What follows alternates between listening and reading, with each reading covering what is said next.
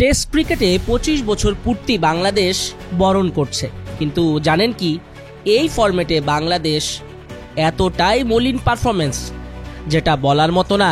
154 টেস্টের মধ্যে 112টাতেই পরাস্ত টিম বাংলাদেশ। এর মধ্যে ইনিংস ব্যবধানে পরাজয়ের সংখ্যা 47টা। কলম্বো টেস্টে ইনিংস ও 78 রানে হেরে বাংলাদেশ দল তাদের পরাজয়ের রেকর্ড এবং হতাশার পরিসংখ্যানটাকে আরেক ধাপ বাড়ালো। ক্রিকেটের সবচেয়ে কুলীন সংস্করণে ইনিংস ব্যবধানে হার বাংলাদেশের জন্য অপরিচিত কোনো অভিজ্ঞতা নয়।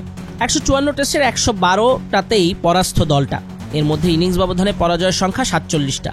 শ্রীলঙ্কার বিপক্ষে হারের মধ্য দিয়ে তাদের বিপক্ষে 9 বারের মতো ইনিংস ব্যবধানে হারল টিম বাংলাদেশ। নিউজিল্যান্ডের বিপক্ষে এর আগে 8 বার ইনিংস ব্যবধানে হেরেছে টাইগাররা।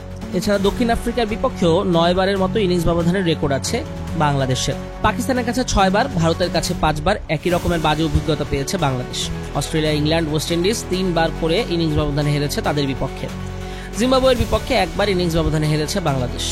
টেস্ট খেলুড়ে 11টা প্রতিপক্ষের মধ্যে 9টির বিপক্ষে ইনিংস ব্যবধানে হারের নজির আছে বাংলাদেশ দলের। কেবল 2 নতুন সদস্য আফগানিস্তান ও আয়ারল্যান্ডের বিপক্ষে এখনো এরকম কোনো অভিজ্ঞতা হয়নি টিমটার। সাম্প্রতিক বছরগুলোতে অবশ্য কমে এসেছে টাইগারদের ইনিংস হারের সংখ্যা। 2020 সালের 1 জানুয়ারি থেকে এখন পর্যন্ত 24টা টেস্টে হেরেছে বাংলাদেশ। এর মধ্যে ইনিংস ব্যবধানে হার 5টা।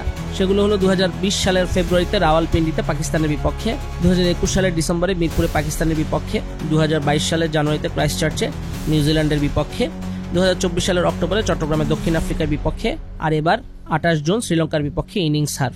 বাংলাদেশ দলের টেস্ট সিরিজের ব্যস্ততা শেষ। ট্রফিটা স্বাগতিকরা নিয়ে গেছে। এবার লক্ষ্য 3 ম্যাচ ওয়ানডে সিরিজ ও 3 ম্যাচ টি20 সিরিজে মোকাবেলার। দেখা যাক বাংলাদেশ সাদা বলের পারফরমেন্সে কতটা পাস করতে পারে।